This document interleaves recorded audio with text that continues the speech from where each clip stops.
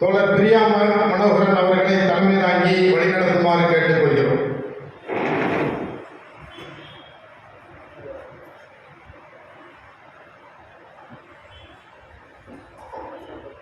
தேவி, முதல்ல ஒரு பெண்ணை தலைமை தாங்க அழைத்த இந்த தோழமைகளுக்கும் நன்றி. ஏன்னா குறிப்பாக இங்கே பார்த்தீங்கன்னா பெண்கள் அரசியலில் பயணிக்கிறதும் சரி, வெளி இடங்களில் பயணிக்கிறதும் சரி, ஆண்கள் பங்கு வந்து ரொம்ப முக்கியமாக இருக்குது. குறிப்பாக இந்த நிகழ்ச்சி நாங்கள் எங்கே தொடங்கணும் அப்படின்னு பார்த்தீங்கன்னா ஒரு டீ சாப்பிட்ற இடத்துல தான் தொடங்கணும். ஏன் இந்த மாதிரி ஒரு நிகழ்ச்சியை நம்ம வந்து ஒருங்கிணைக்கக்கூடாது? என் தொடர்ச்சியாக எல்லாருக்குமான ஒரு மனக்குதிப்பு தான் இருக்குது. எல்லாருக்குமே இருக்கும், அந்த ஃபீலிங் இருக்கும். அதை எங்கே யார் மூலமாக எப்படி கொண்டு போகணுங்கிறத ஒரு அமைப்பாக திரள முடியாமல் இருக்கலாம். அப்போது நாங்கள் 3 பேருமே வெவ்வேறு இயக்கத்தை சார்ந்தவர்கள், வெவ்வேறு கட்சிகளை சார்ந்தவர்கள்.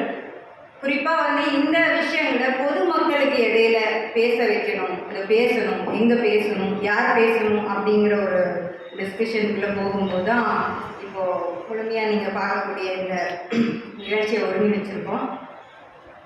காதலும் சாதியும், அதாவது குறிப்பாக நமக்கு தெரியும் எதனால் இங்கே ஆணவ கொலைகள் நடந்துட்டுருக்கு அப்படிங்கிறது. அப்போது இதில் என்ன டாப்பிக்கை எடுத்து மட்டும் பேசலாம் அப்படிங்கிறது தோழர் தமிழ்மாறன் தான் இந்த காதலும் சாதியும் அப்படிங்கிற தலைப்பை முன்வைச்சார்.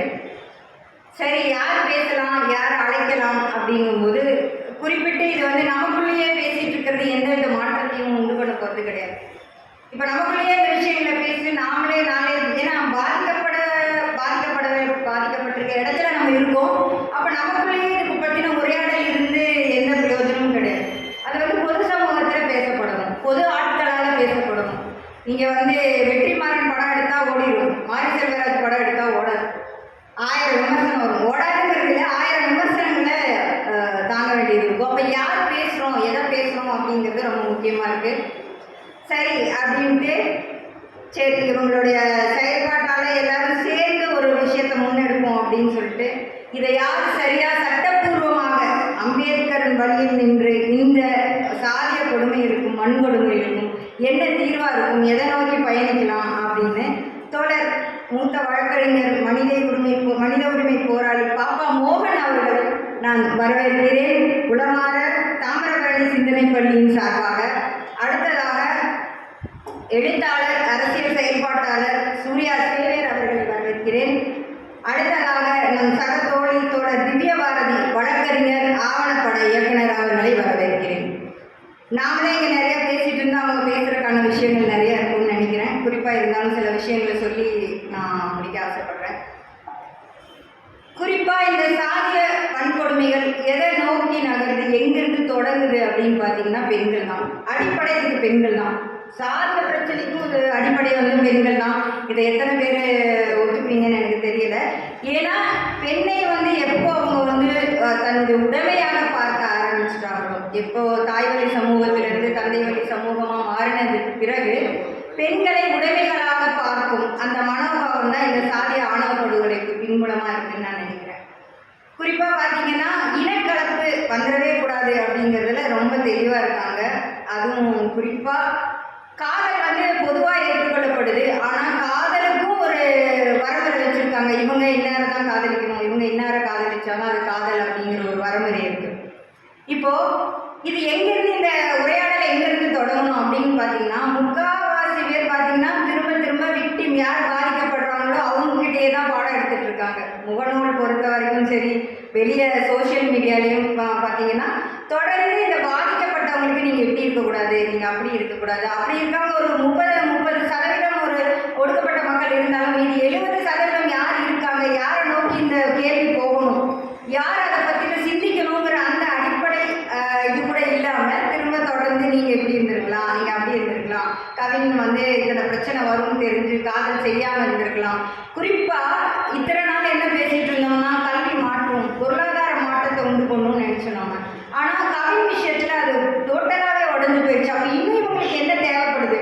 இதையெல்லாம் தாண்டி தன் பெண் விரும்பக்கூடிய ஒரு பெண் வந்து ஒரு ஆண் வந்து கல்வியிலையும் சரி பொருளாதாரத்திலையும் தன்னோட முன்னாடியாக இருந்தால் கூட அதை வந்து ஏற்றுக்கக்கூடிய மனநிலையில இல்லை. அப்போ இந்த இடத்துல கல்வி அதிகாரம் நோக்கி அப்புறம் பொருளாதாரத்தை நோக்கிலாம் உடஞ்சி போயிடுச்சு. அதையும் தாண்டி சாதிய சுர்ஜித் விஷயத்தில் நமக்கு வெளியே தெரியுது. அதை தாண்டி முகநூலில் பார்த்தீங்கன்னாலும் சரி, நிறைய பொதுத்தலங்களில் பார்த்தீங்கன்னாலும் சரி, ஏன் இந்த கொலையை ஆதரிச்சு எழுதக்கூடிய நிறைய மனநோயாளிகளை இந்த நிகழ்வு வெளிக்கொண்டு வந்திருக்குன்னு தான் நினைக்கிறேன். அப்போ இந்த உரையாடல் எங்கிருந்து தொடங்கணும், யாருக்கு தொடங்கணும் அப்படிங்கிற ஒரு கேள்வி, மிகப்பெரிய கேள்வி முன்னாடி நிற்குது. ஏன் இந்த பெண்கள் தொடர்ச்சியாக இப்போ ரீசெண்டாக வந்து இந்த ஆணவ கொலைகளில் பாதிக்கப்பட்ட பெண்களில் வெளியே வந்து பேசுகிற 100 ஆயிரக்கணக்கான பெண்களில் கௌசல்யாங்கிற ஒரு பெண் மட்டும்தான் வெளியே தெரியுது. அவங்க மட்டும்தான் அவங்க பேரண்ட்ஸையே எதிர்த்து போராடக்கூடிய ஒரு மனநிலைக்கு வந்திருக்காங்க. அதில் அவங்க முக்கியமாக ஒரு இதில் சொன்னாங்க, ஒரு இன்டர்வியூவில் என்ன சொன்னாங்கன்னா, எங்கள் சமூகத்தில் நாங்கள் கல்யாணம் பண்ணிட்டு போகும்போது அந்த ஆண்களால் நாங்கள் திரும்பவும் அடிமையாக தான் நடத்தப்படுறோம்.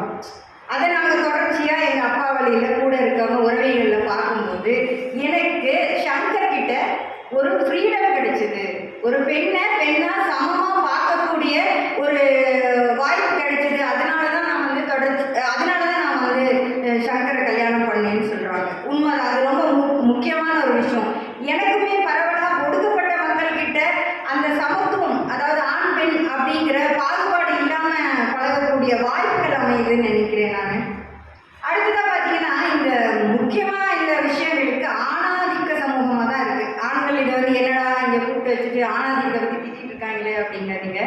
இங்கே எந்த ஒரு விஷயமும் ஒரு பெண் பிறந்ததுலேருந்து வளர்றதுலேருந்து கல்யாணம் பண்ணுறதுலேருந்து அதுக்கப்புறம் அவங்க பையன் சொல்ல கேட்குறதுலேருந்து அவங்க தனிச்சு இயங்கவே அவங்களால முடியலை. இந்த சமூக கட்டமைப்பு அப்படி தான் இருக்குது.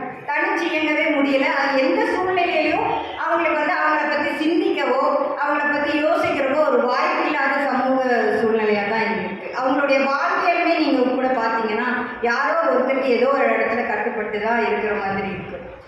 இப்போ அடுத்த தலைமுறையை மாற்றிக்கலாம் அப்படின்னா அது யாரால் செய்ய முடியும்னா பெண்களால் நிச்சயமாக செய்ய முடியும். ஒரு தாய் நினைத்தால் ஒரு நல்ல மகனை, ஒரு நல்ல சமூகத்தை, ஒரு பெண்ணை எப்படி மதிக்கணும் அப்படின்னு உருவாக்கி தர முடியும். ஆனால் அந்த புரிதலுக்குள்ளே இந்த பெண்கள் இருக்காங்களா, அது புரிந்து கொள்ளறதுக்கான சந்தர்ப்பம் இருப்பான்னு கேட்டால் மிக மிக மிக மிக குறைவு. என்னன்னு கேட்டிங்கன்னா, இன்னும் கவர்மெண்ட் ஜாப்புக்குள்ளேயே போயிட்டாலும் சரி, அல்லது பொருளாதாரத்தில் படிப்பில் உயர்ந்தாலுமே அவங்களுடைய அவங்களுடைய டெபிட் கார்டு இன்னும் கணக்கு கையில் தான். அவங்க தான் வந்து அந்த பொருளாதாரத்தை எப்படி செலவு பண்ணணுங்கிற மனநிலையில் தான் இருக்காங்க. ஸோ இங்கே பெண்கள் சுதந்திரம் அடையாமல் அவங்க திங்க் பண்ணுறதுலையாகட்டும் அல்லது அவங்க வாழ்வியல் ஆகட்டும் அவங்களுக்கு ஒரு மாற்றம் வராமல் சமூக மாற்றம் நடந்தேற வாய்ப்பே இல்லை. இப்போ இந்த சுர்ஜித் விஷயத்திலேயே நீங்கள் பார்த்துக்கோங்க, அந்த பையன் எப்படி இருந்திருக்கான் அப்படிங்கிறது அந்த பொண்ணுக்கு தெரியும். ஒரு தம்பியை பற்றி அந்த பொண்ணுக்கு தெரியாமல் இருக்கிறதுக்கு வாய்ப்பே இல்லை. ஒரு நேரம் இல்லைனாலும் ஒரு நேரம் இருந்துட்டு. ஆனால் இந்த பொண்ணு அந்த காதலில் இருந்த விழிப்புணர்வு வந்து நாளைக்கு எப்படி நடக்கும், என்னவா ஆகும், என்ன மாதிரி பிரச்சனைகள் வரும், என்ன மாதிரி பிரச்சனைகளை சமாளிக்க என்ன மாதிரி கையாளணுங்கிற ஒரு சிந்தனை இல்லைன்னு தான் நான் நினைக்கிறேன். அதுதான் இன்னைக்கு வந்து கவினை பறி கொடுக்கறதுக்கு ஒரு முக்கியமான இதாக இருக்கு. இந்த சுபாஷினிகள் வந்து இப்போ கவிஞர் இறந்துட்டாரு. ஆனால் இந்த சுபாஷினிகள் இனி உயிரோடு இருந்தாலும் நடைப்பினமே. இதுலேயும் பாதிக்கப்படுறது பெண்கள் தான். ஏன்னா தன்னால் ஏதாவது ஒரு சின்ன விஷயம் நடந்துட்டாலே அவங்களால ரொம்ப சென்டிமெண்ட்லாம் பாதிக்கப்படுவாங்க. அப்போ தன்னால் ஒருத்தர் இறந்துட்டாரு அப்படிங்கும்போது அவங்களுக்கு அது வாழ்நாள் வழி தான். எத்தனை பேர் அதை வெளியே வந்து சொல்கிறாங்க. இத்தனை ஆணவ கொலைகள்லையும் கௌசல்யாவை தவிர்த்து ஒரு பெண்ணுமே வெளியே வர முடியல. சமூக கட்டமைப்பு அப்படியா இருக்கு. அப்படி இதில் ரொம்ப முக்கியமாக நமக்கு இந்த சமூக கட்டமைப்புக்கு காரணம் கண்டிப்பாக சனாதனம் தான். ஒரு பெண் இப்படி தான் இருக்கணும், ஒரு பெண் இப்படி தான் நடக்கணும், இப்படி தான் இருக்கணுங்கிற ஒரு கட்டமைப்பு இருக்குது. அந்த கட்டமைப்புக்குள்ளே அவங்களால இருந்து என்ன செய்ய முடியுதோ அதை மட்டும்தான் செய்கிறாங்க. அப்போ அது என்ன வாங்குது, திரும்பவும் ஆண்கள் கையில் அந்த ஆதிக்கம் போயிடுது. அவங்க என்ன பண்ணணும், யாரை கல்யாணம் பண்ணணும், யாரை கல்யாணம் பண்ணக்கூடாது, தானே வளர்க்குறதா இருந்தாலும் அந்த உயிருக்கு ஒரு விலை இருக்குது. அவங்க யோசிக்கிறதுக்கு ஒரு இது இருக்குன்னு எந்த தகப்பனாலேயோ எந்த கணவனாலேயோ எந்த மகன்களாலையும் புரிஞ்சுக்க முடியல. அப்போ நம்ம திரும்ப இதையே தான் நம்ம பேசிகிட்டு இருக்கோம். எப்படி பாதிக்கப்பட்டவங்களுக்கு நம்ம லெசன் எடுக்கிறோமோ அதே மாதிரி திரும்ப பெண்களுக்கு சொல்கிறதுல பிரயோஜனம் இல்லை. இங்கே மாற வேண்டியது ஆண் சமூகம். ஆண் சமூகத்தில் பெண்களை அவங்களுடைய உணர்ச்சிகளை தொடர்ச்சியாக தான் இங்கே நடந்துட்டு இருக்காது. அவங்களுடைய உணர்ச்சிகளை புரிஞ்சுக்க முடியாத சூழ்நிலையில தான் இருக்காங்க. தனக்கு கட்டுப்பட்டு தான் இருக்கணும்னு நினைக்கிறாங்க. இது எல்லாமே தான் இந்த மாதிரியான ஆணவ கொலைகள் நடக்கிறதுக்கு முக்கியமான காரணம்னு அழைச்சி சொல்ல முடியும். என்னால் பெண்கள் நிறைய